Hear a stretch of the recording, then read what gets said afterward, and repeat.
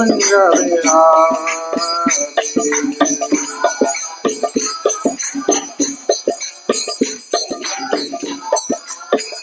जय राधा माधव कुंज विहारी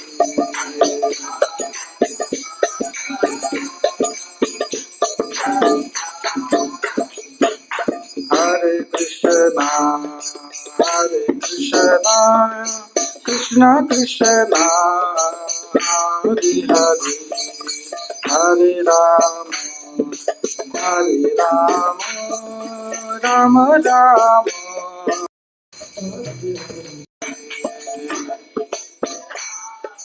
हरे कृष्णा कृष्ण कृष्णा हरे हरे हरे राम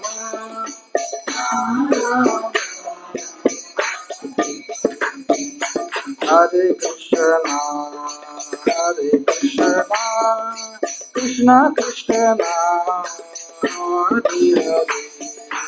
हरे हरे हरे राम राम राम हरे हरे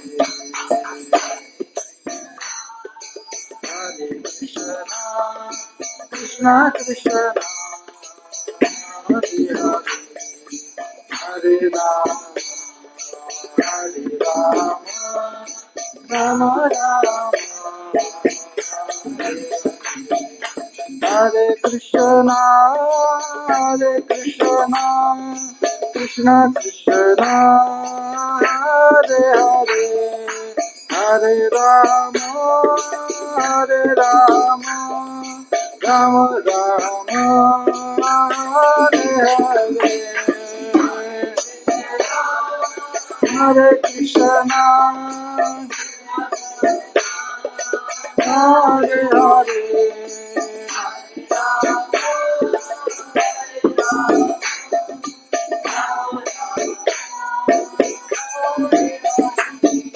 हरे कृष्णा हरे हरे हरे राम राम हरे हरे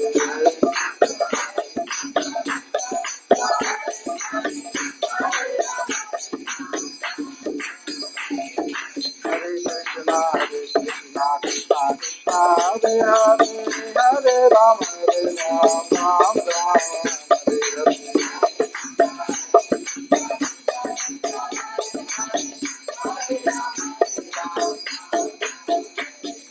हरे कृष्णा कृष्णा कृष्णा हरे हरे हरे राम राम हरे हरे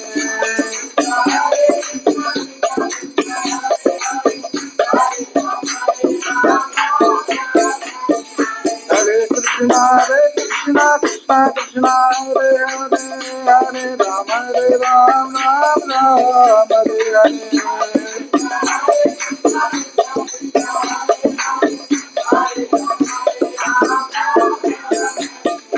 हरे कृष्णा कृष्णा हरे हरे हरे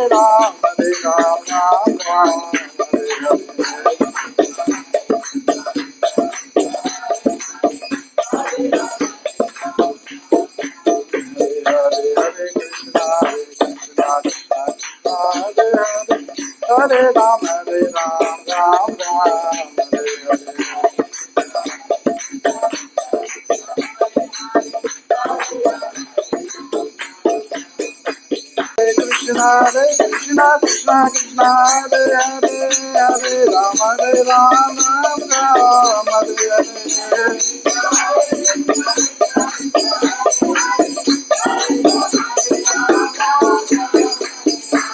जगन्नाथ स्वामी नयन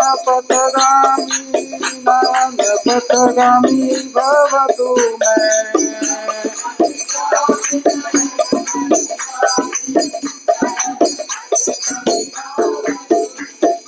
जगन्नाथ स्वामी नयन पथगामी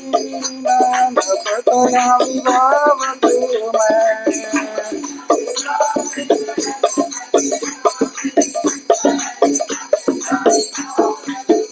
जय प्रभुपाद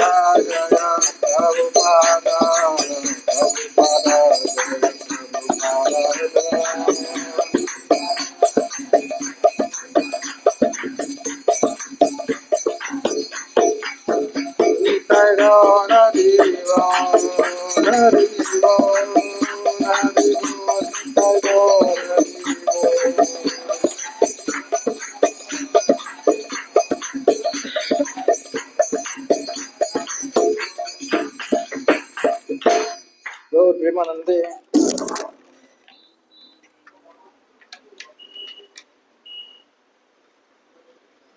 जगद्गुरु श्रील प्रभुपाद की, गौर भक्तवृंद की।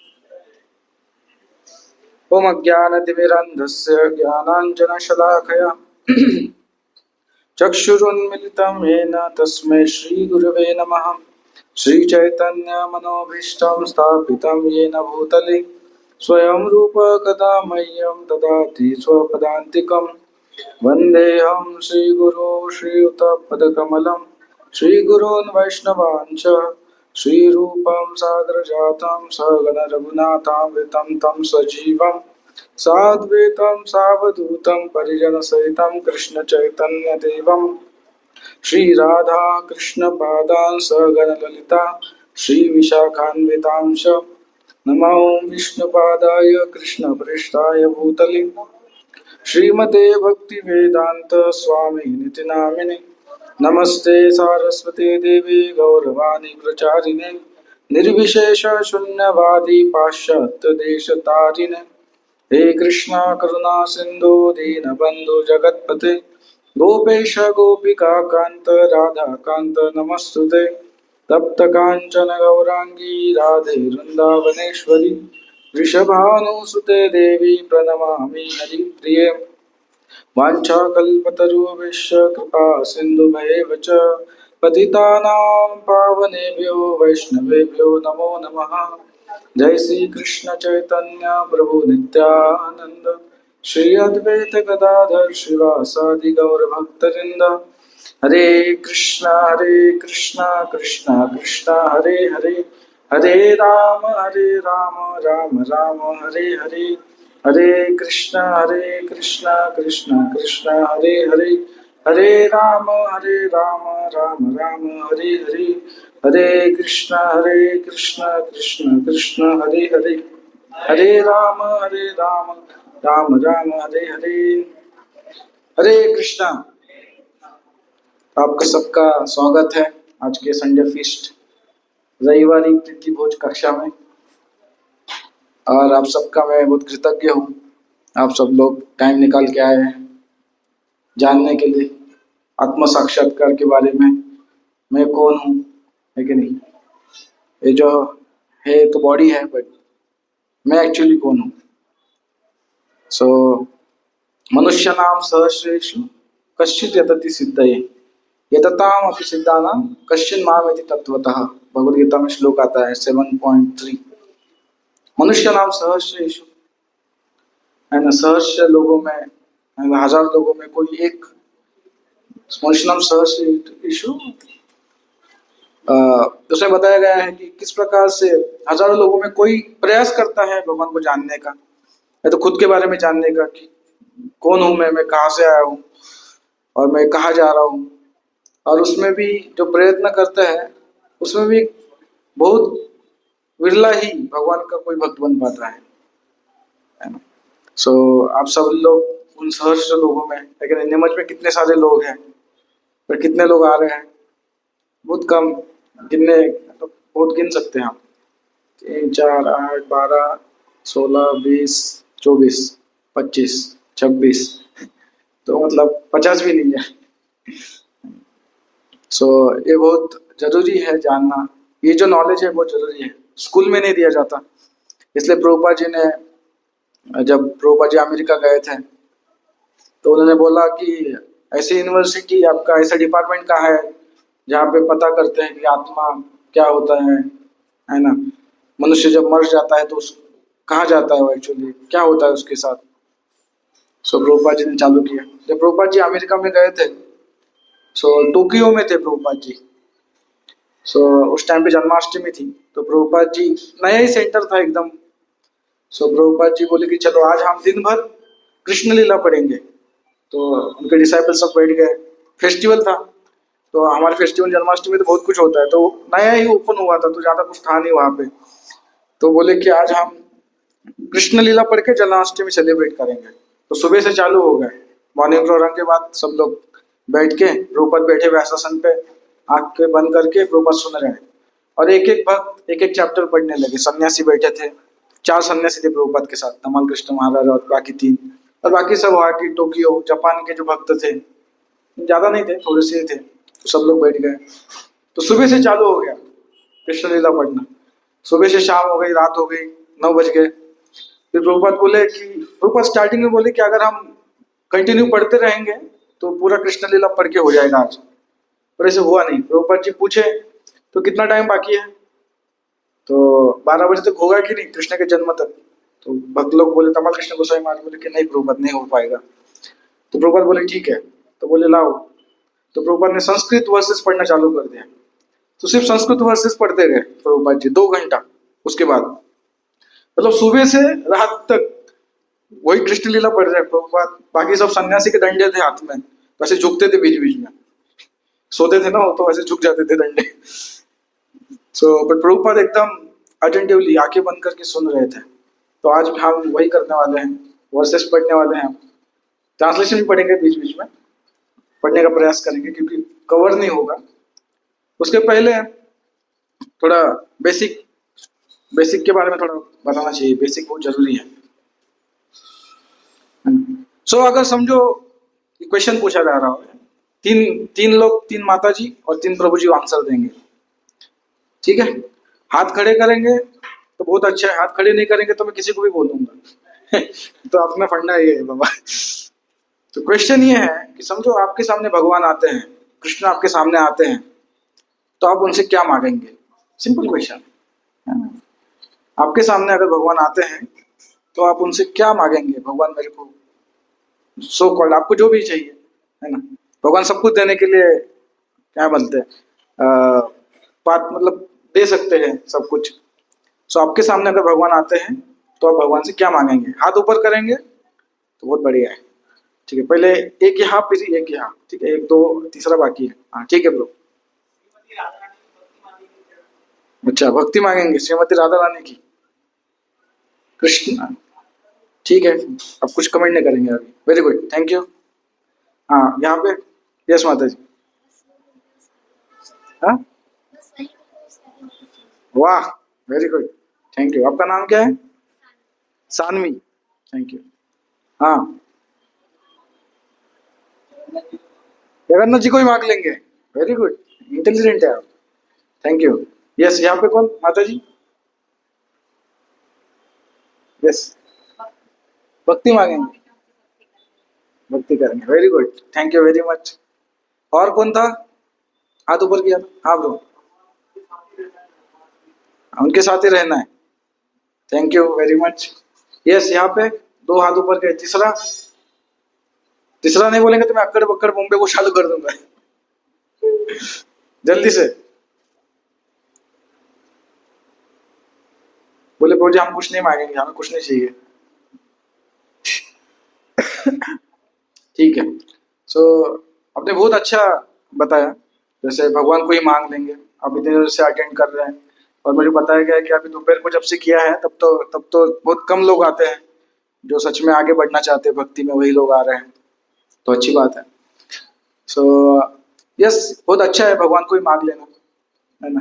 क्योंकि बाकी सब कुछ चीजें इस दुनिया से हम कुछ मांगेंगे कि भगवान मुझे बहुत बड़ा बंगला दे दो, गाड़ी दे दो, धनम दे, जन्म दे, सुंदरम दे, है ना, जॉब दे, तो ये सब इसी जीवन के काल में पर्याप्त है।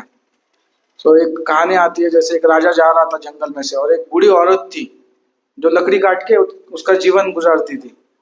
तो जब राजा आते हुए देखा तो राजा बोला, उसने देखा कि बहुत बूढ़ी बूढ़ी औरत है, तो उतर गए वो और बोले, क्या आपको क्या हेल्प करूं मैं? तो औरत क्या बोली कि लकड़ी जो है, मैं बहुत बूढ़ी होगी, उठा नहीं पा रही हूँ, थोड़ा उठा के मेरे सर पे रख दो, है ना। तो हमारी जिंदगी में भी ऐसे ही है। राजा से वो बोल सकती थी कि राजा मेरा कोई पुत्र है नहीं, आप आप मेरे पुत्र बन जाओ, है ना, मेरे पुत्र का मेरे को थोड़ा सहारा दे दो। तो राजा उसको घर लेके जाता उसके, पर उसको पता ही नहीं क्या मांगना चाहिए। उसी प्रकार से भगवान से हमें क्या मांगना चाहिए हमें बहुत बार पता ही नहीं होता, है ना। भगवान अगर सामने आ जाएंगे तो हो सकता है हम भगवान को पहचाने नहीं। और बोले अरे कौन है तू, ये तो भगवान जैसे तुम दिख रहे हो, तो तुम क्या भगवान हो क्या, प्रूव करके दिखाओ। विश्वास, फेथ नहीं है हमारा, उतना श्रद्धा नहीं है ना। तो राधे श्याम प्रभु को पूछा था कि आप क्या मांगेंगे, तो बोले कि मैं फेथ मांगूंगा, कि give me some faith so that I can recognise you, है ना। सो बट जब गोपियां, है ना, जैसे प्रभु बताए कि राधा रानी की भक्ति मांगेंगे, तो जब गोपियां भगवान की सेवा करती है, सो भगवान उनको बोलते हैं कि मुझे आपको देने के लिए कुछ भी नहीं है, मेरे पास कुछ भी नहीं है आपको देने के लिए, क्योंकि आप निस्वार्थ भाव से सेवा करते हैं, एंड आप सेटिस्फाइड है आपके आपके इसमें ही। सो आप आपकी सेवा से ही खुश रहो। सो भगवान की सेवा करना सबसे बड़ा सौभाग्य है इस दुनिया में, सेवा मांगना भगवान की। तो गोपी मतलब भगवान स्वयं बोलते हैं ऐसे गोपियों को कि मैं आपके देने के लिए मेरे पास कुछ भी नहीं है, आप जो जितना प्रेम करते हैं मुझसे, सो उसकी रेसिप्रोकेशन में देने के लिए मेरे पास कुछ भी नहीं है, तो आप आपकी सेवा से संतुष्ट रहो। तो सेवा सबसे बड़ा धन है इस दुनिया में, भगवान की सेवा करने का लाभ मिलना। तो इसी प्रकार से आज का जो हमारा टॉपिक है, यह है गुंडीचा मंदिर की सफाई। ये मध्य लीला 12वां अध्याय है ना। जगन्नाथ जी अभी बीमार है, और उसके बाद तुरंत रथ यात्रा आएगी, 16 तारीख को है एक्चुअली। और फिर जगन्नाथ जी श्री मंदिर से जाएंगे गुंडीचा मंदिर। किसी को पता है गुंडीचा नाम क्यों है उस मंदिर का, गुंडीचा? तो राजा इंद्रदुम्न राजा उज्जैन के राजा थे, और उनको जगन्नाथ जी की प्राप्ति हुई, उड़ीसा गए थे वो। उनकी जो एक पत्नी थी गुंडीचा, तो वो जगन्नाथ जी की बहुत बड़ी भक्त थी, इसलिए उस मंदिर का नाम भी गुंडीचा रखा गया है उनके नाम पे। तो उनके टॉपिक के बारे में डिस्कस करेंगे। एक बार एक राजा होता है, तो राजा लोग जो होते हैं वो बहुत, उनको मैनेजमेंट करना पड़ता है, सब कुछ करना पड़ता है ना। जो लीडर रहता है, जैसे अभी सेंटर के लीडर है रघुनाथ प्रसाद, तो उनको सब कुछ देखना पड़ता है। भूख लग रहा है कि नहीं टाइम पे, साफ सफाई हो रही कि नहीं, प्रचार हो रहा है कि नहीं, फंड रेज हो रहा है कि नहीं, लोग जुड़ रहे हैं कि नहीं, सब कुछ करना पड़ता है। प्रसाद अभी वो देखो, वो सबको अभी उनको करना पड़ रहा है, सिखाना पड़ता है, सब कुछ, सब चीजें करनी पड़ती है। तो राजा बहुत बिजी रहते हैं। तो उनके जो राजा के राज्य में जो साधु थे उनके मिलने आए थे, और उनको उपदेश कर रहे थे इसी प्रकार से भक्ति में जुड़ने का, भक्ति करने के लिए। बट वो इतना लेने के लिए बोल रहे थे अभी बहुत बिजी हूँ मैं। तो बोले ठीक है, मेरा एक ही रिक्वेस्ट है मेरी कि आप एक क्या करो, आपके राज्य में एक मूर्ख को ढूंढो, और उसको एक छड़ी जो है, छड़ी उनका छड़ी दे देते हैं उनको, और बोलते ये छड़ी उसको पकड़ा देना, और उसको आप, उसका पालन पोषण आपको ही करना है पूरी जिंदगी भर। तो इतना अगर आप करोगे तो मेरी सेवा हो जाएगी। तो राजा बोला ठीक है, ये मैं कर सकता हूँ आपके लिए। उनके सैनिक को भेजता है, और बोलता है जाओ एक मूर्ख, उनको सैनिक होते हैं मूर्ख, उनको मिल नहीं रहा होता। तो एक पेड़ पे देखता है एक व्यक्ति एक टहनी पे बैठा रहता है, और उस टहनी को काट रहा होता है उल्टा बैठ के। तो सैनिक बोलते हैं अरे तुम गिर जाओगे ऐसे काटोगे। तो बोलते नहीं नहीं, तुम लोग मूर्ख हो, तुम्हें कुछ पता नहीं है।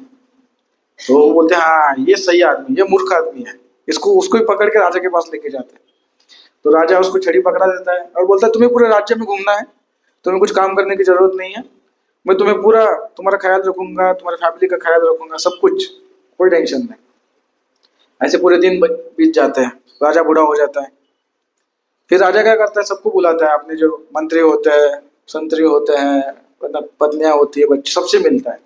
फिर उसको याद आता है कि एक मूर्ख भी था, एक गुरुजी आए थे, उन्होंने, मैंने भेजा है उसको राज्य में।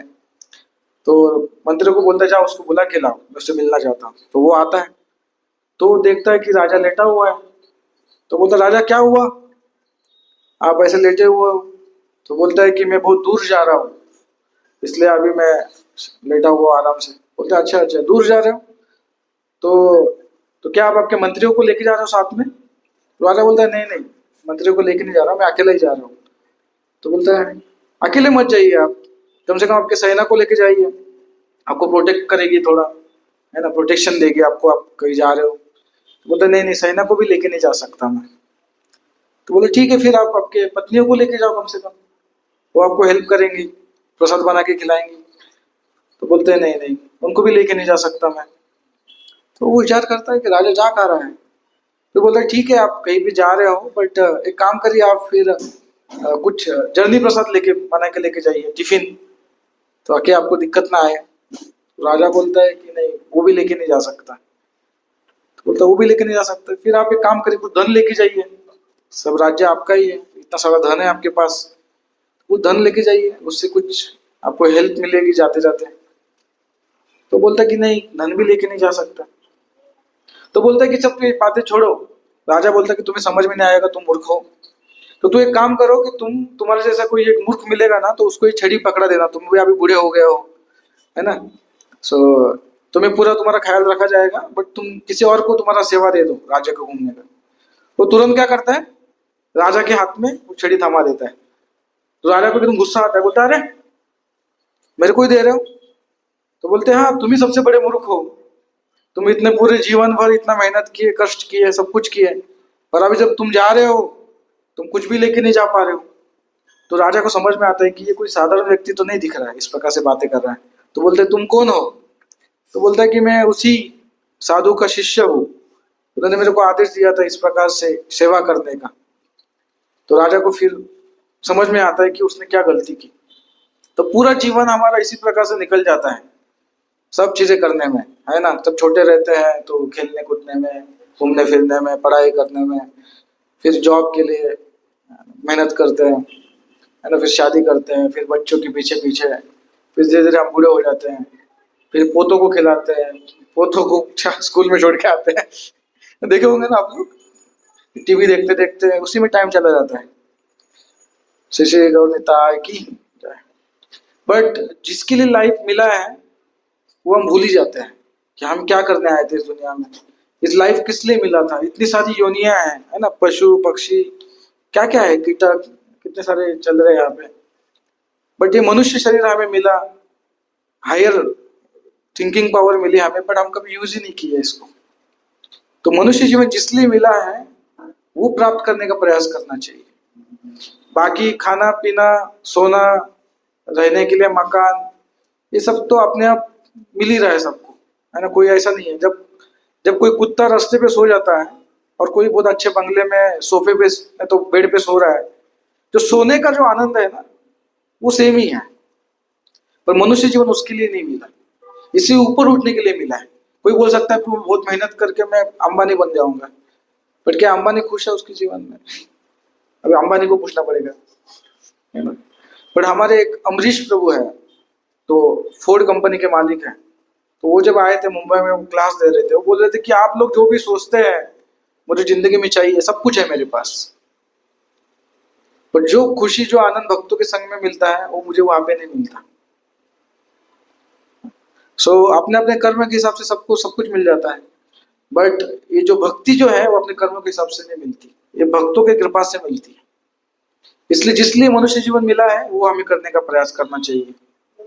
जैसे कोई मछली होती है, मछली को अगर पानी से निकाल लो तो क्या उसको सब कुछ दो, आप खाने के लिए दे दो, है ना, पर क्या खुश रहेगी वो? नहीं, वो बोलेगी नहीं नहीं मेरे को वापस पानी में छोड़ो। क्यों? तो पानी ही उसका जीवन है, पानी के बिना मर जाएगी वो। उसी प्रकार से कोई भी व्यक्ति कितना भी धन कमा ले, कितनी बड़ी पोजीशन पे जाए, पर अगर वो भक्ति नहीं करेगा भगवान की, वो हमेशा दुखी रहेगा। अंदर ही अंदर उसको हमेशा लगता रहेगा कोई कुछ तो मिसिंग है मेरे लाइफ में, है ना। बहुत बार होता है ऐसे, बहुत सारे लोग धनी लोग हैं, मेरे पेरेंट्स खुद के सब देखता हूँ मैं कि बढ़िया सब कुछ बढ़िया चल रहा है।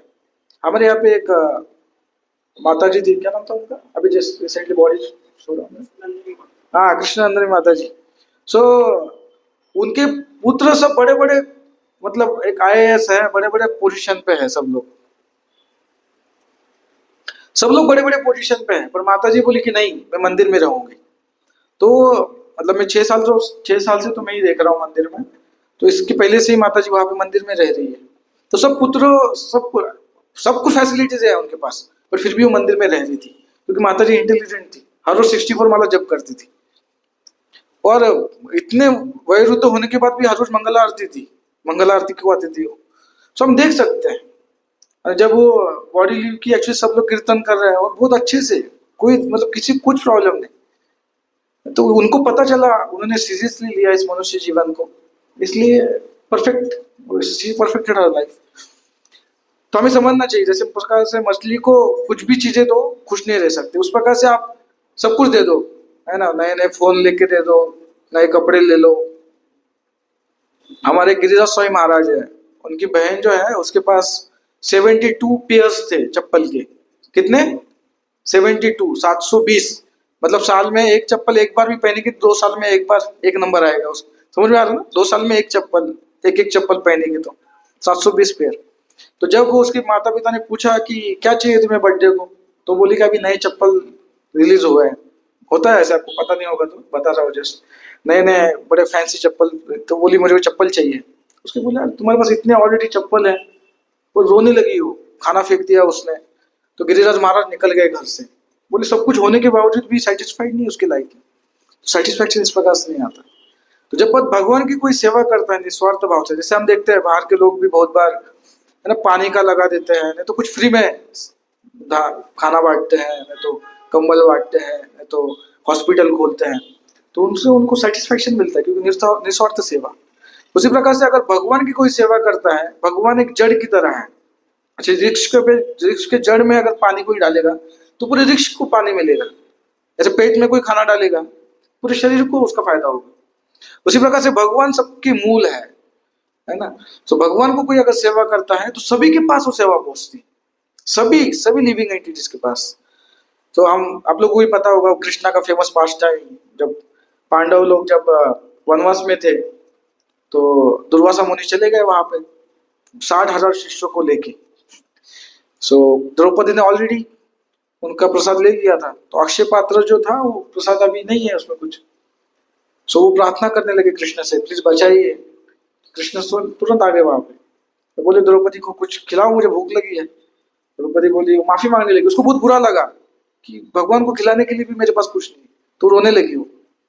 भगवान बोले ठीक है कोई प्रॉब्लम नहीं। तो भगवान खुद गए उस पात्र में, वो देखा कि ये कुछ सब्जी नहीं तो चावल, ऐसे 2 प्रकार का आता है, बट कुछ एक ही कण था उसमें। भगवान ने खा लिया।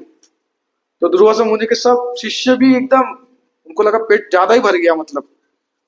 और अभी बोले, अभी भीम बुलाने लगे सब लोग आ जाओ। तो बोले अभी जाएंगे नहीं तो भीम पिटाई करेगा। तो सब लोग भाग गए वहां से। तो अगर भगवान को हम प्रसन्न करते हैं, भगवान को हम तुष्ट करते हैं, तो हम तुष्ट हो सकते हैं। पर हमारा प्रॉब्लम क्या है, हमारा प्रॉब्लम है कि जैसे पिंजरे में, समझो पैरेट, किसी के घर पे है क्या कुछ पंछी पिंजरे में रखे हुए हैं? जैसे पैरेट रखते हैं ना लोग, पैरेट रखते नहीं तो कोई अलग अलग पंछी रखते हैं। तो हमारा हमारा हम क्या करते हैं, हम वो पिंजरे को बहुत अच्छे से सजाते हैं, सोने का पिंजरा है उसको पोछेंगे। पर अंदर जो पैरेट है ना, जो तोता है, उसको खाना नहीं खिलाते। तो तोता एक्चुअली आत्मा है, और आत्मा का खाना है भगवान की सेवा, भगवान का नाम का जप करना, भगवान के बारे में सुनना, भगवत गीता पढ़ना।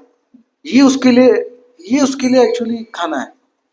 पर हम हमेशा लगे रहते हैं शरीर को लेके, है ना। 4 टाइम खाएंगे दिन में, 2 टाइम रात में भी सोएंगे और दिन में भी सोएंगे। कभी कभी रात में नींद नहीं होती तो दिन में निकाल लेते हैं पूरा उसका कसर, है ना। तो जी मेरी रात को नींद नहीं हुई, 2 घंटा अभी सो जाऊंगा और मैं।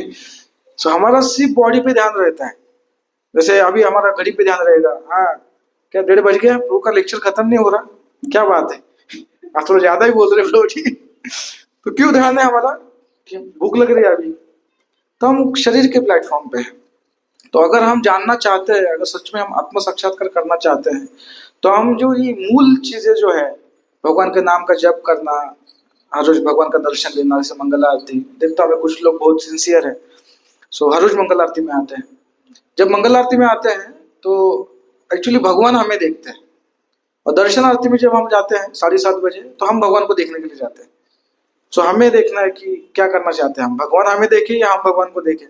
हम तो भगवान को देखते ही रहते हैं, कुछ फर्क पड़ता है क्या? नहीं। बोले भगवान अगर हमें देखेंगे तो बहुत कुछ फर्क पड़ सकता है। एक अंधा व्यक्ति जगन्नाथ जी के मंदिर में जा रहा था, तो उसको बोले तुम क्यों जा रहे हो, तुम तो भगवान को देख भी नहीं पाओगे। बोले हाँ मैं तो भगवान को नहीं देख पाऊंगा, पर भगवान तो मुझे देख सकते हैं। सो वो जानता है कि भगवान की प्रसन्नता मैं तो नहीं देख सकता, भगवान मुझे देख लेंगे। सो ये कुछ मतलब बेसिक चीजें हैं, उसको हमें थोड़ा समझना चाहिए हमारी लाइफ में, कि लाइफ ह्यूमन फॉर्म जो मिला है, मनुष्य जीवन जो मिला है, धीरे धीरे अभी आप जैसे मैं 30 साल का हूँ, धीरे धीरे 40, 50, 30 साल कैसे निकल गए पता ही नहीं चला। और जब 50-60 के कब हम हो जाएंगे पता ही नहीं चला, और एक दिन हम सोचेंगे अरे पूरा जीवन व्यर्थ कर दिया, है ना, कुछ नहीं मिला। तब हम दुखी होंगे, तब मेरे पास मौका था भक्ति करने का, वो भी गंवा दिया मैंने। और नेक्स्ट जन्म, इस जन्म में जिस प्रकार से हमने कर्म किए हैं उस प्रकार से हमें नेक्स्ट जन्म मिलेगा।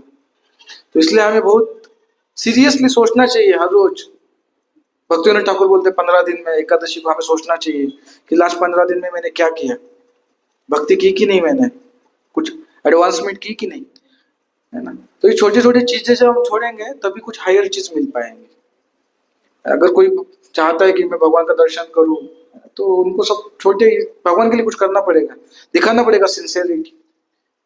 जैसे आईएएस किसी को बनना है तो वो रात दिन पढ़ाई करता है, उसको पता ही नहीं चलता रात कब हो रही है दिन कब हो रही है। मतलब ऐसे मैंने देखा है, टीवी में सुना है, एक्चुअली में देखा नहीं है, बट मेहनत करनी पड़ती है, कुछ भी चाहिए इस दुनिया में। तो उसी प्रकार से भगवान को प्राप्त करना है तो मेहनत तो करनी पड़ेगी, बिना मेहनत के नहीं होगा।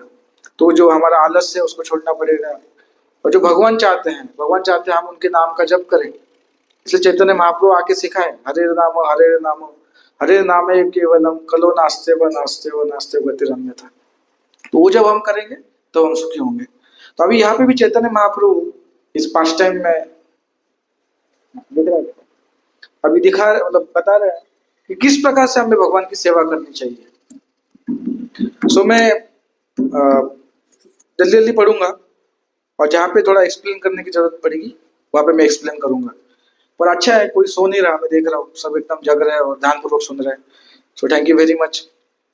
इससे उत्साह का प्रतीक है। अगर कोई सो नहीं रहा तो यस हम सुनना चाहते हैं, और जब हम भगवान के श्रवण में, कथा श्रवण में रुचि दिखाते हैं तो भगवान फिर उनको आशीर्वाद देते हैं, और फिर वो भगवत भक्ति में प्रगति करते हैं। यही मत नाना रंगे दीन कत गेला, जगन्नाथेर कथा रथ, जगन्नाथेर रथ यात्रा निकट आइला। इस तरह महाप्रभु ने कुछ दिन बड़े हर्ष उल्लास के साथ बिताए। तब जगन्नाथ रथ यात्रा महोत्सव निकट आ पहुंचा। तो अभी रथ यात्रा निकट आ गई है, कुछ हो गया इसको।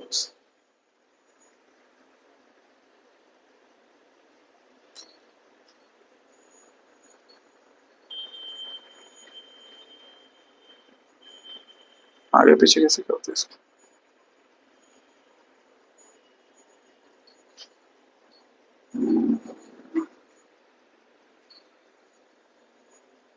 सॉरी,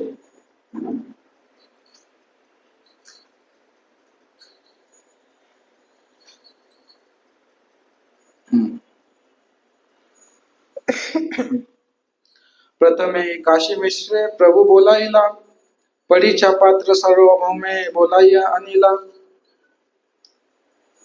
श्री चैतन्य महाप्रभु ने सर्वप्रथम काशी मिश्र को बुलावा भेजा। तब मंदिर की देखरेख करने वाले को और उसके बाद सार्वभौम को बुलावा भेजा। तो जो काशी मिश्रा है वो मंदिर को देखते थे, सार्वभौम भट्टाचार्य उसके पृष्ठ है मेन, और जो मंदिर को देखरेख करते थे उनको ही बुलाया चैतन्य महाप्रभु ने। तीन जन पाशे प्रभु हासिया कहिला, गुंडीचा मंदिर मार्जन सेवा मागी नीला। जब ये तीनों आ गए तो महाप्रभु ने उनसे गुंडीचा मंदिर की धुलाई करने की अनुमति मांगी। तो चैतन्य महाप्रभु स्वयं भगवान है, उनको किसी की अनुमति की जरूरत नहीं है, बट फिर भी चैतन्य महाप्रभु दिखा रहे कि भक्तों का भाव, भक्त किस प्रकार से कार्य करते हैं। क्योंकि ये जो ऊपर के लोग तीन बताए, सार्वभौम भट्टाचार्य, काशी मिश्रा, ये मंदिर को देखते हैं, उनके अंडर में सब कुछ चीजें चल रही हैं, इसलिए उन्होंने उनसे परमिशन मांगने के लिए उनको बुलाया। ये गुंडीचा मंदिर, ठीक है, इसको पढ़ेंगे नहीं अभी, फिर पढ़ लेता हूँ थोड़ा। अच्छा, गुंडीचा मंदिर के बारे में बताया इसमें। यह गुंडीचा मंदिर जगन्नाथ मंदिर से 2 मील उत्तर पूर्व दिशा में स्थित है। कितने लोग जगन्नाथपुरी गए हैं? रथ यात्रा उत्सव के समय भगवान जगन्नाथ अपने मूल मंदिर से गुंडीचा मंदिर को जाते हैं और वहां 1 सप्ताह विश्राम करते हैं। 1 सप्ताह के बाद वे अपने मूल मंदिर में वापस आते हैं। ऐसी जनश्रुति है कि जगन्नाथ मंदिर की स्थापना करने वाले राजा इंद्रद्युम्न की पत्नी का नाम गुंडीचा था। प्रामाणिक शास्त्र में भी गुंडीचा मंदिर के नाम का उल्लेख मिलता है। अनुमान है अनुमान है कि गुंडीचा मंदिर का क्षेत्रफल 288 क्यूबिक हाथ 215 क्यूबिक है।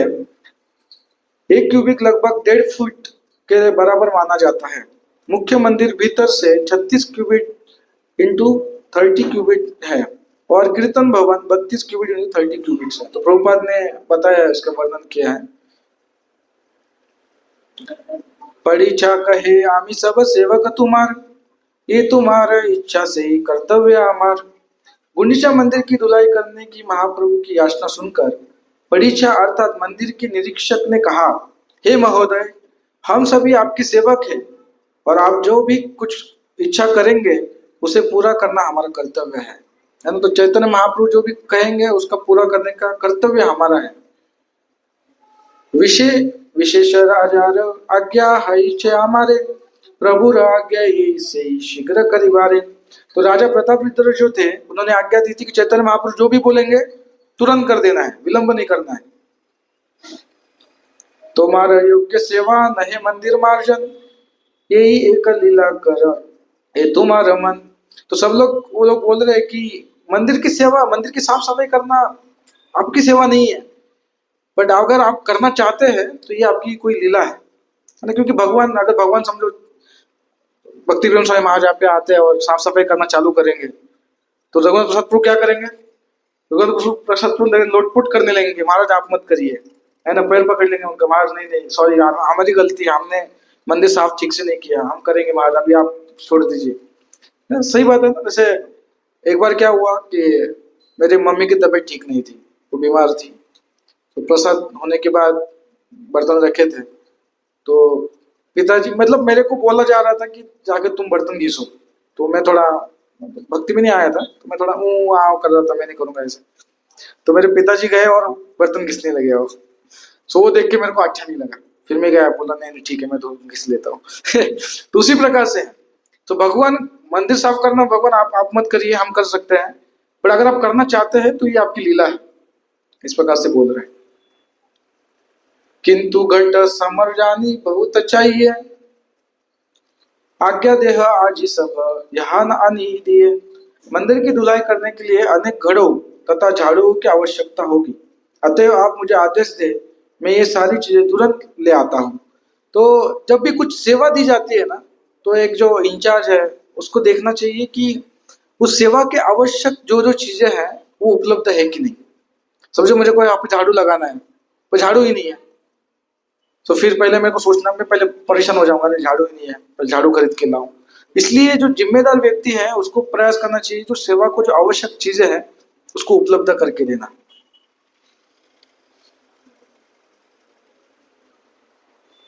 नूतन एक शत घट शत मार्जनी, परिचानीय दिल प्रभु इच्छा जानी। तो प्रभु की इच्छा जानते हुए जो सेवक थे उन्होंने शत मतलब 100 घड़े किस लिए?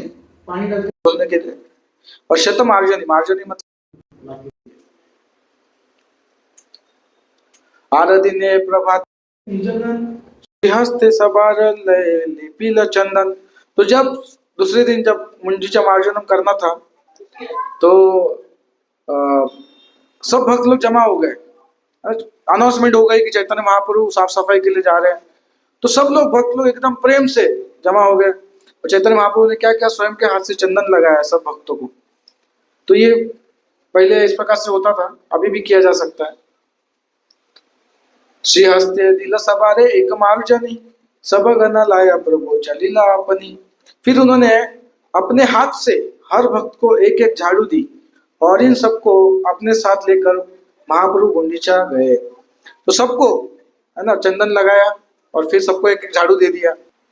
यही मत अभ्यंतर करिल मार्जन, पुनः सब कार्य दिला करिल वंटन। जब मंदिर की भीतरी सफाई पूरी हो गई तो महाप्रभु ने फिर से भक्तों द्वारा साफ किए जाने के लिए अलग अलग खंड निर्धारित किए। जो पिछला श्लोक है उससे हम सीख सकते हैं।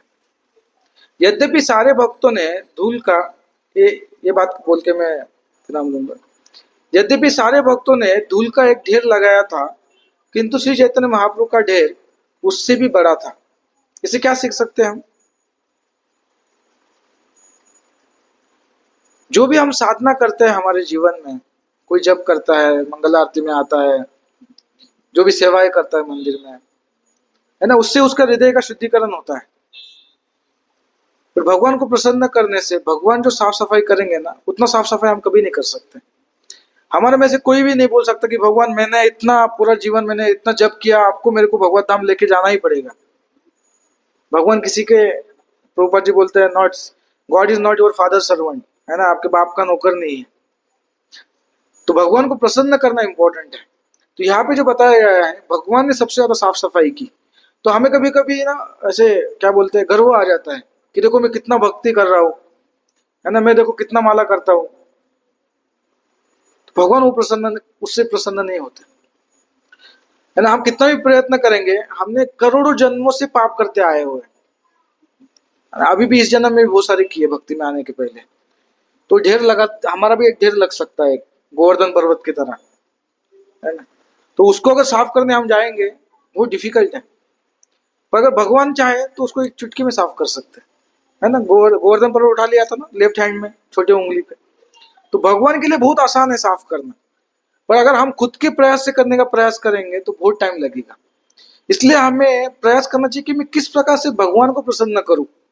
भगवान अगर प्रसन्न हो जाएंगे तो मेरा जो शुद्धिकरण है बहुत फास्ट हो जाएगा, बहुत जल्दी मेरा हृदय शुद्ध हो जाएगा, है ना। जो खुद के प्रयास से करने का प्रयास करते हैं उनको बोला जाता है योगी, है ना। योगी जो होते हैं वो खुद का प्रयास करते हैं, ध्यान लगाएंगे, खुद का प्रयास करते हैं, वो ध्यान लगा कर प्रयास करते हैं। हम हरे कृष्ण मंत्र का जप क्यों करते हैं? क्योंकि भगवान चाहते हैं हम हरे कृष्ण मंत्र का जप करें। हम 16 माला क्यों करते हैं? क्योंकि श्रील प्रभुपाद ने बोला 16 माला करो। तो हमारा, हम जो भी कार्य कर रहे हैं हम किसी की प्रसन्नता के लिए कर रहे हैं।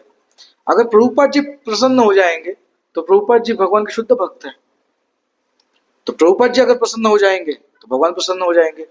हर रोज सुबह मंगल आरती में हम बोलते हैं, क्या बोलते हैं? यस्य प्रसादात भगवत प्रसादो, यस्य प्रसादात नगदी कुतोपि। इसमें भी एक लाइन आती है, श्री गुरु चरण रति ऐसी उत्तम गति, ये प्रसाद है पूरे सर्व आशा, है ना। उनके उनके चरणों में अगर मेरा मन लग गया, रति लग गई, तो मेरे सब आशा पूरे हो जाएंगे। सो ये सीक्रेट है भक्ति में प्रगति करने का। जो भी चीज हम हमारे भक्ति में करते हैं, इसलिए हमें किसी के अनुगत्य में करना चाहिए। अगर कोई बोलेगा कि प्रभु जी मैं घर बैठ के जप करूंगा, ये भक्त लोग जो है इनसे मैं बहुत परेशान होता रहता हूँ, ये बड़े बहुत शुद्धिकरण करते हैं, है ना, कुछ झगड़े होते रहते हैं हमारे बीच में हमेशा, बस बहुत हो गया अभी मैं घर पे करूंगा। तो हमारे घर पे रहने से भक्ति नहीं होगी, क्योंकि हम किसको प्रसन्न कर रहे हैं। हमारे जीवन में कोई व्यक्ति होना चाहिए जिसको हम प्रसन्न करें। जैसे अभी हम सब लोग किसको प्रसन्न करने का प्रयास करें? प्रभुपाद जी को, है ना। सो प्रभुपाद जी को प्रसन्न करेंगे तो हमें 100% पता है कि प्रभुपाद जी प्रसन्न हो जाएंगे, भगवान प्रसन्न हो जाएंगे।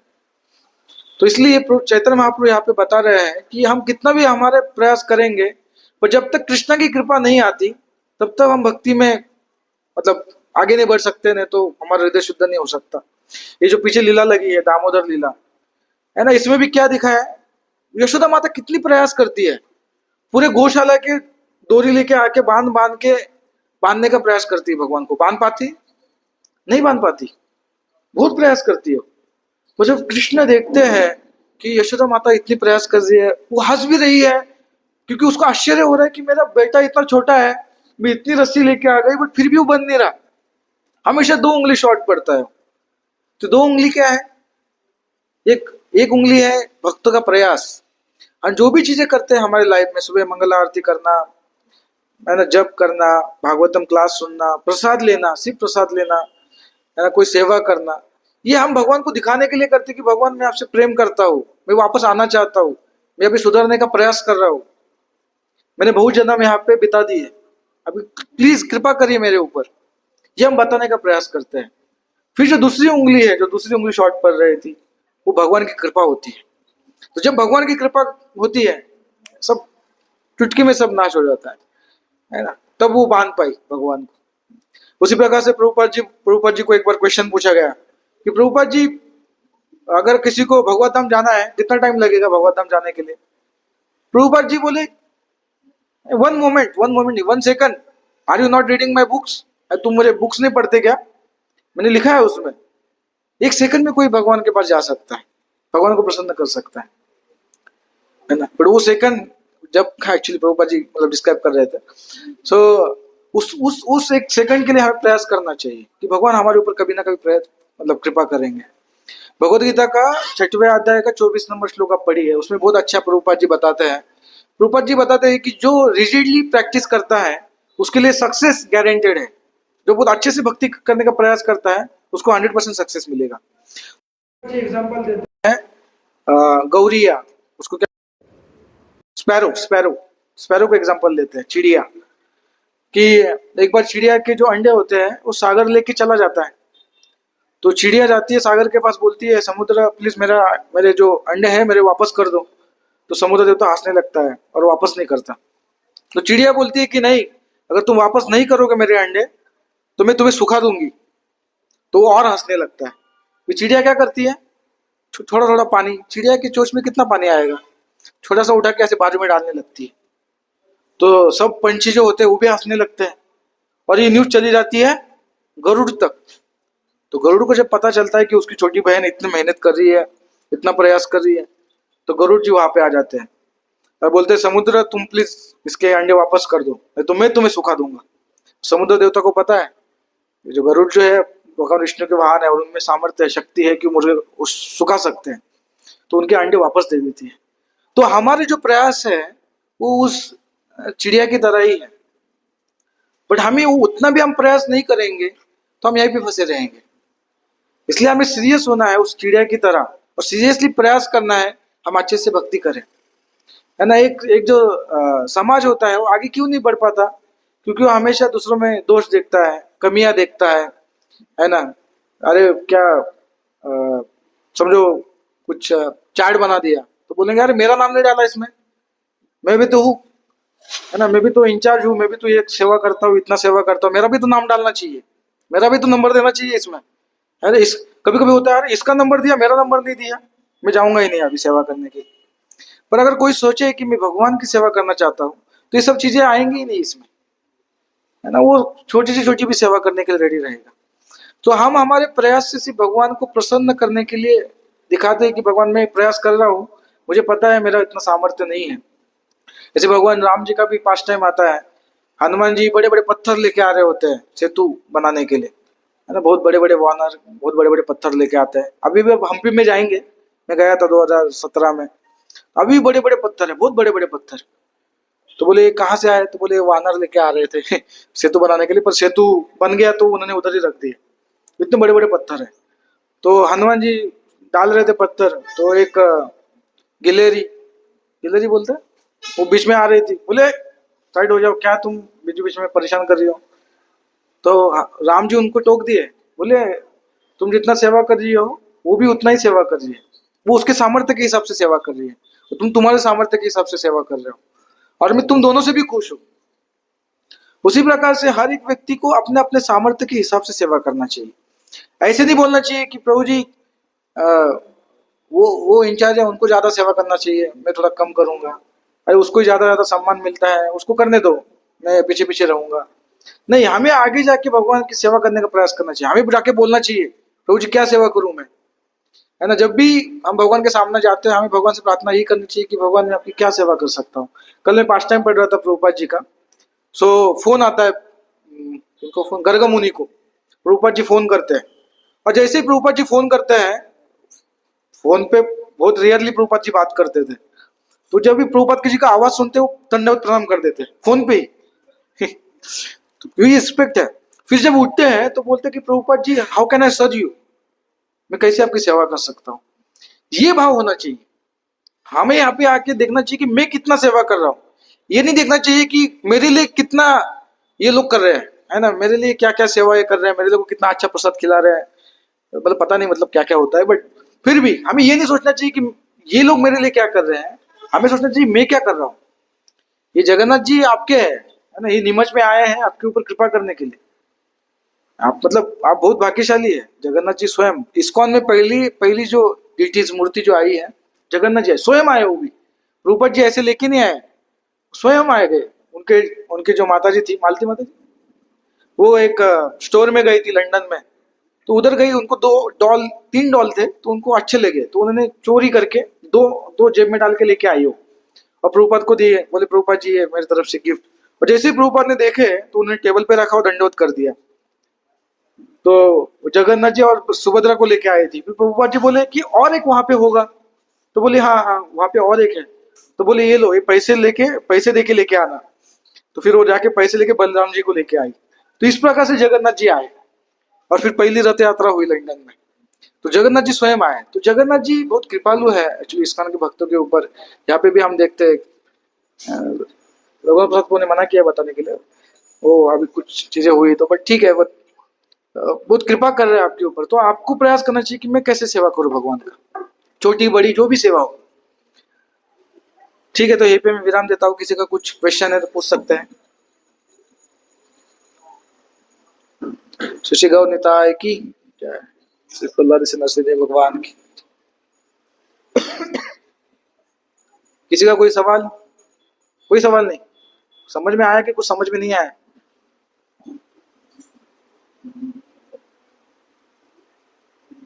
तो आप बहुत अच्छे भक्त हो, अच्छे से भक्ति कर रहे हैं। सो और तीव्रता लानी चाहिए हमें हमारी भक्ति में। कि बाकी सब चीजें होते रहेंगी। जैसे मैं जब पढ़ाई करता था, मैं सोचता था कि अ, मेरी पढ़ाई जब खत्म हो जाएगी ना, कभी एग्जाम नहीं दूंगा वापस। है ना, अभी कुछ पढ़ाई वगैरह करना नहीं पड़ता, फिर ही पढ़ना पड़ता है क्लास देने के लिए। हमारी भी एग्जाम्स होती है, भक्ति वैभव, भक्ति शास्त्री, अलग अलग। सो चीजें ऊपर नीचे होती रहेंगी लाइफ में, कुछ ना कुछ हमेशा होता रहेगा, क्योंकि ये भौतिक जगत है। तो कृष्णा ने बोला है इसको दुखालय मा शाश्वतम, ये दुखालय है। तो यहाँ पे अगर हम बोलेंगे कि मेरे को सुख चाहिए, सो हम गलत जगह पे हैं। इसलिए यहाँ पे भी एक लिखा हुआ है, जब भी हरे कृष्णा वो सुखी रही है। तो हरे कृष्णा जब के सुखी रही है ना। ये एक्सपेक्ट मत करिए कि सुख आएगा अलग से। जब हरे कृष्णा जपेंगे तो ऑटोमेटिकली आपको आंतरिक शांति मिलेगी, खुश रहेंगे आप। ठीक है, ये भी रुकते हैं।